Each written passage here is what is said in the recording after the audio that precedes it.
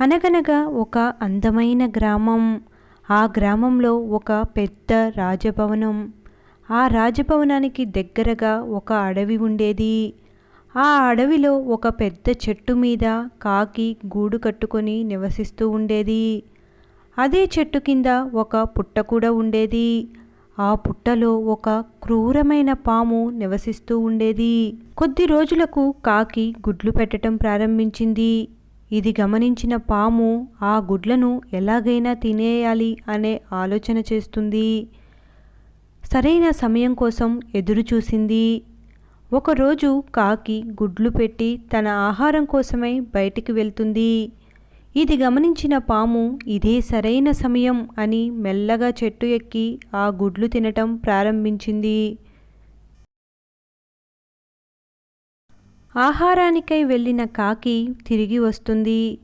తిరిగి వచ్చాక తన గుడ్లు లేవని తెలుసుకొని చాలా బాధపడుతుంది. ఏమయ్యాయో తెలియక చుట్టుపక్కలంతా వెతుకుతూ ఉంటుంది. కానీ ఎక్కడా కనిపించవు.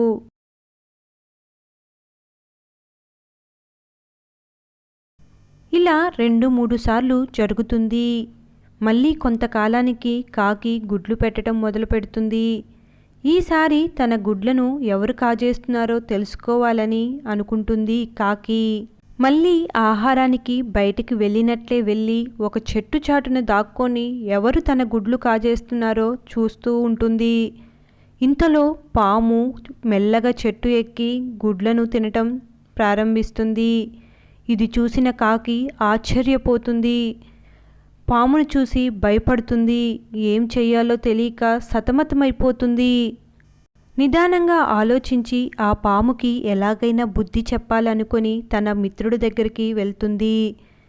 తన మిత్రుడైన నక్కను కలిసి జరిగిందంతా చెబుతుంది. అప్పుడు నక్క నీకు ఒక మంచి సలహా ఇస్తాను అని చెప్పి ఇలా అంటుంది.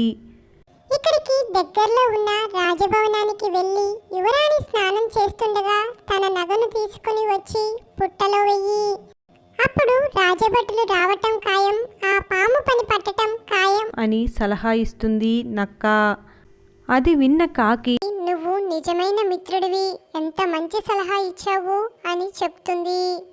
నక్క చెప్పినట్లుగానే రాజభవనంలోకి వెళ్ళి యువరాణి స్నానం చేస్తుండగా యువరాణి తలపై ఉన్న నగను తీసుకొని ఒక్కసారిగా గాలిలోకి ఎగిరింది. అది చూసిన రాజభటులు కాకి వెంట పరిగెడతారు. రాజభటులు చూస్తుండగానే కాకి నగను తీసుకొని పుట్టలో వేస్తుంది. పుట్టలో వేసి చెట్టుపైకెళ్ళి కూర్చుంటుంది. దీనితో రాజభటులు తమ దగ్గర ఉన్న గుణపంతో ఆ పుట్టను పెకిలించేసరికి అందులో ఉన్న పాము ఒక్కసారిగా బయటికి వచ్చి కోపంతో బుసలు కొడుతూ ఉంటుంది. రాజభటులు భయంతో తమ దగ్గరున్న ఆయుధాలను తీసుకొని ఆ పామును తలపై కొట్టి చంపివేస్తారు. ఇదంతా చెట్టుపై ఉన్న కాకి చూస్తూ చాలా ఆనందించింది. ఇకపై తన గుడ్లను ఎవరూ తినరు, నేను సంతోషంగా జీవించవచ్చు నా పిల్లలతో అని చాలా సంతోషపడింది. ఈ కథ వలన మనం తెలుసుకోవలసిన 2 నీతులు. మొదటగా కష్టకాలంలో సహాయం చేసేవాడే నిజమైన మిత్రుడు. రెండవది సమయస్ఫూర్తి.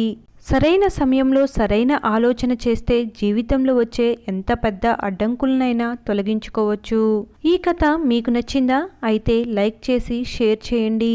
పక్కనే ఉన్న బెల్ ఐకాన్ని క్లిక్ చేయండి. మరెన్నో కథల కోసం సబ్స్క్రైబ్ చేసుకోండి. Thanks for watching.